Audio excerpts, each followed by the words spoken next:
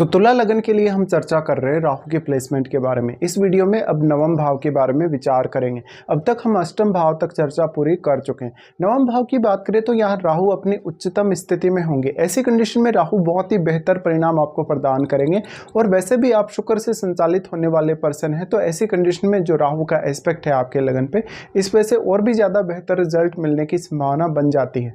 राहु के नवम भाव में होते हुए आप काफ़ी इंटेलिजेंट, बुद्धिमान या बहुत ही ज़्यादा एक विद्वान के तौर पे नजर आएंगे। ऐसा जातक अपने कम्युनिकेशन और अपनी अदर स्किल्स में बहुत ही ज़्यादा अच्छा हो सकता है। जातक काफ़ी टैलेंटेड होने के साथ साथ वो दूसरों के साथ जब भी मिलेगा, घुलेगा या कहीं ना कहीं दूसरों के साथ कन्वर्सेशन में आएगा तो बहुत बेहतर रिजल्ट रहेंगे। ऐसी कंडीशन में जातक का भले ही फॉरेन के लोगों के साथ कन्वर्सेशन होता हो या अपने कंट्री के लोगों के साथ, यहाँ पे परिणाम बहुत ही ज़्यादा बेहतर होंगे। पर जो मिथुन राशि का राहु होता है वो जातक को बहुत ही मल्टी टैलेंटेड बनाता है, काफ़ी सारी स्किल्स प्रोवाइड करता है। ऐसा जो राहु होगा वो आपको काफ़ी मेहनती भी बनाएगा। इस प्रकार की स्थिति में राहु आपको फॉरेन सेटलमेंट दे सकता है और आपकी हायर स्टडीज़ पे आपका ज़्यादा फोकस हो सकता है शुरुआती स्टडीज़ की तुलना में। कभी कभी ऐसे जातकों का ये देखने को मिलता है कि उनको भौतिक सुख साधन भी जीवन में पर्याप्त रहते हैं, लेकिन उनका प्रारंभिक एजुकेशन उतना अच्छा साबित नहीं होता। इस प्रकार का राहु है तो दूसरी संस्कृतियों के साथ आपका एडजस्टमेंट, दूसरे धर्मों में आपकी रुचि या संस्कृतियों के बारे में सीखने में आपकी रुचि रह सकती है। यहाँ फिर डिपेंड करेगा कि राहु के साथ कोई भी अन्य ग्रह यहाँ स्थित है या नहीं। मान लीजिए यहाँ राहु का ही कोई मित्र ग्रह इनके साथ बैठा हो, तो ऐसी कंडीशन में राहु के रिजल्ट और भी ज़्यादा बेहतर हो सकते हैं और राहु के साथ बैठे हुए ग्रह के परिणाम भी उतने ही ज़्यादा बेहतर होने की आप उम्मीद कर सकते हो। अब इस हाउस के जो लॉर्ड हैं वो बुध हैं, तो बुध यहाँ राहु के डिस्पोजिटर बन जाएंगे। बुध डिस्पोजिटर होने के केस में अब बुध का अच्छा होना बहुत ही ज़्यादा जरूरी है अगर आप नवम भाव से संबंधित बहुत ही अच्छे रिजल्ट्स चाहते हैं।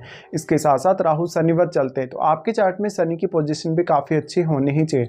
अब देखिए, अगर देखा जाए तो राहु के इस प्लेसमेंट की वजह से अक्सर छोटी आयु में ही आप घर से दूर हो सकते हैं।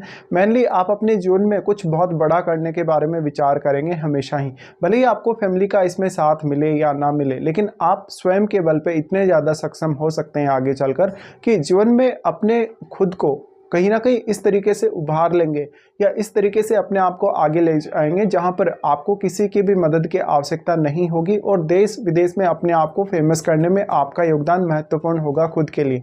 इस प्रकार का राहु है तो निश्चित तौर पर आप हायर एजुकेशन के थ्रू भी काफ़ी ज़्यादा नेम फेम प्राप्त कर सकते हैं। राहु अगर हम एस्पेक्ट्स के हिसाब से बात करें तो सबसे पहले लगन को एस्पेक्ट करते हैं। लगन को एस्पेक्ट करने की वजह से आपकी पर्सनैलिटी को बहुत ही ज़्यादा अच्छा बनाते हैं। पर्सनैलिटी के साथ साथ आपके व्यवहार, आपके लोगों के साथ कन्वर्सेशन को और भी ज़्यादा बेहतर बनाएंगे। अब क्योंकि मिथुन राशि है वो कम्युनिकेशन को दिखाती है मेनली, तो अब जब भी आप किसी के साथ बातचीत करते या किसी के साथ भी इंटरेक्ट करते तो ऐसी कंडीशन में आपके कम्युनिकेशन और आपकी पर्सनैलिटी का प्रभाव सामने वाले पे बहुत ज़्यादा बेहतर हो सकता है। राहु की इस प्लेसमेंट की वजह से अक्सर आपको विदेश से बहुत ज़्यादा फायदा मिल सकता है। इवन विदेश में आप काफ़ी पॉपुलर भी हो सकते हैं। जो यहाँ लगन पे दृष्टि पड़ रही है, इस वजह से आपको देखना होगा कि आपके चार्ट में शुक्र कितनी ज़्यादा अच्छी स्थिति में है। इसके साथ साथ आपके चार्ट में जो लगन में किसी भी प्लैनेट की प्लेसमेंट है वो भी आप जरूर देखिएगा। अब मान लीजिए आपके लगन में राहु का ही कोई मित्र ग्रह बैठा हो तो यहाँ ज़्यादा बेहतर परिणाम हो सकते हैं। राहु का जो लगन पे एस्पेक्ट है उसकी वजह से आप हमेशा विदेश जाने या विदेश घूमने फिरने के बारे में सोचेंगे और काफ़ी ज़्यादा अपने जीवन में ट्रैवल भी करेंगे, भले ही आप दूसरे स्टेट में सेटल हों या फॉरेन में सेटल हों। लेकिन इस प्रकार का राहु आपको जन्म स्थल छोड़ने के लिए मजबूर करेगा। कभी कभी ऐसे जातक किसी दूसरे स्टेट में सेटल होकर भी बहुत ज़्यादा अच्छा कर जाते हैं अपने जीवन में। तो ऐसा जो राहु होगा वो आपके कैरियर और आपके ओवरऑल जीवन के लिए बहुत ज़्यादा बेहतर रिजल्ट लाएगा। लेकिन यहाँ समस्या सिर्फ और सिर्फ आपको ये हो सकती है कि आप अपने परिवार से थोड़े दूर जा सकते हैं, अपनी संस्कृति या अपने रीति रिवाज से दूर जा सकते हैं। लेकिन टैलेंट के मामले में ऐसा राहु सबसे ज़्यादा अच्छा रहेगा और आपकी एजुकेशन को लेकर भी।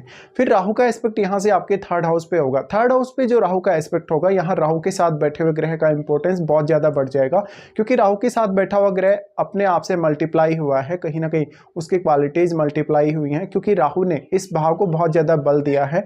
और भाव की क्वालिटीज़ को तो राहु ने मल्टीप्लाई किया ही है, लेकिन साथ बैठे हुए ग्रह के प्रभाव को भी काफ़ी मल्टीप्लाई किया है। इसलिए राहु का जो एस्पेक्ट है थर्ड हाउस पे, इसकी वजह से आपके लिए हार्डवर्क करना आसान होगा कुछ हद तक। बट यहाँ राहु और केतु के मध्य 180 डिग्री का एंगल है, आपको ये समझना बहुत ज़्यादा जरूरी होगा।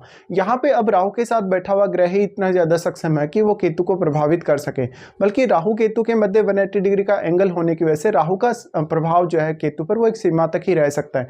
इसलिए अब थर्ड हाउस को लेके आपका थोड़ा एफर्ट बढ़ जाएगा अपने भाई बहनों, अपने रिलेटिव्स के साथ, या जहां जहां भी आपके थर्ड हाउस का लाइफ में रोल आएगा वहां आपको थोड़ा ज़्यादा एफर्ट करना पड़ सकता है। यहाँ पर कभी कभी अपने भाई बहनों के साथ काफ़ी ज़्यादा मिसअंडरस्टैंडिंग और कम्युनिकेशन में कुछ प्रॉब्लम्स भी सामने आ सकती है। डिपेंड करता है कि आपका जो थर्ड हाउस का लॉर्ड है मंगल वो कैसे स्थिति में है, या केतु के साथ कोई फैरी प्लैनेट तो आपके थर्ड हाउस में स्थित नहीं है। ऐसी कंडीशन में आपको अब राहु के साथ बैठा हुआ ग्रह ही हेल्प कर सकता है, क्योंकि वो केतु पर अपना प्रभाव डालेगा।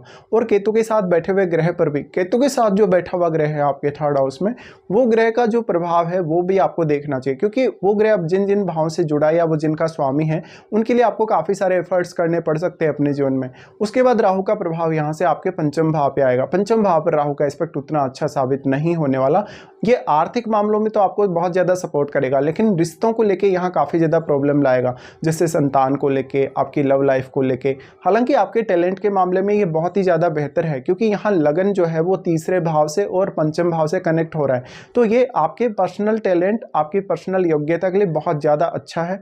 आप में कोई विशेष सर्जन क्षमता या बहुत विशेष टैलेंट हो सकता है, लेकिन ये आपकी संतान, इवन कभी कभी मैरिड लाइफ पर भी ऐसे राहु का काफ़ी नेगेटिव इम्पैक्ट पड़ जाता है। ऐसी कंडीशन में अगर आपका मंगल का कहीं ना कहीं प्रभाव है राहु पर, या राहु का प्रभाव मंगल पर है, तो इसकी संभावना और भी ज़्यादा बढ़ जाएगी। अब जो राहु का पंचम भाव पे प्रभाव है, राहु यहाँ आपको सेल्फ ऑब्सेशन बहुत ज़्यादा देने वाले हैं, क्योंकि वो लगन को पंचम से कनेक्ट कर रहे हैं। इसलिए अपनी क्षमताओं को लेके, अपने कार्यों को लेके हमेशा ही आप काफ़ी ऑब्सेस्ड रहेंगे। अगर मान लो राहु के साथ कोई फैरी प्लैनेट है या पंचम भाव में कोई फैरी प्लैनेट है, तो आप अपने फैसले काफ़ी तेज़ी से करने के बारे में सोचेंगे। ऐसे में काफ़ी सारी आप गलतियां भी करेंगे और उन गलतियों की वजह से आपको नुकसान भी होगा। इस प्रकार का राहु आपको भौतिक सुख सुविधाओं के साथ साथ आर्थिक मामलों में बेहद ही सपोर्ट करेगा। तो ऐसे में आपकी योग्यता, आपका टैलेंट पूर्ण रूप से आपके काम आने। उसके बाद आपको देखना होगा कि वास्तव में आपको राहु की महादशा इस जीवन काल में है या नहीं, या फिर आप अंतर्दशा पर भी कुछ समय के लिए विचार कर सकते हो। लेकिन एक्चुअल में अगर आपको राहु की महादशा है तो वो राहु की महादशा आपके लिए लाइफ चेंजिंग साबित हो सकती है। ऐसी कंडीशन में राहु की महादशा आपके कैरियर के लिए और आपके ओवरऑल ग्रोथ में बहुत बड़ा योगदान दे सकती है। अगर मान लो यहाँ राहु के साथ शुक्र बैठा हो या बुध बैठा हो, तो राहु के परिणाम बहुत ही ज़्यादा अच्छे हो सकते हैं। ऐसी कंडीशन में फिर आपको राहु के लिए कहीं ना कहीं जो बेहतर रिजल्ट है उनकी अपेक्षा जरूर करनी चाहिए। अब लेकिन राहु के साथ बैठे हुए ग्रह का रोल भी उतना ही ज़्यादा अहम हो जाएगा। हालांकि राहु के साथ बैठा हुआ ग्रह अपनी क्वालिटीज़ को काफ़ी ज़्यादा इंक्रीज करेगा, तो राहु के साथ अगर इनका कोई मित्र ग्रह नहीं बैठा हो, उस केस में आपको काफ़ी ज़्यादा समस्याएं आएंगी। दिखने में वैसे आपको राहु यहाँ उच्च का लगेगा, लेकिन अपने साथ बैठे हुए किसी भी शत्रु ग्रह पर अपना प्रभाव काफ़ी स्ट्रांगली डालेगा। ऐसी कंडीशन में राहु के साथ जो बैठा हुआ ग्रह है उसका रोल भी आप कभी भी इग्नोर नहीं कर सकते अपनी लाइफ में। तो कुछ इस तरीके के प्रभाव आप लोगों के सामने आएंगे राहु के आपके नवम भाव में होते हुए।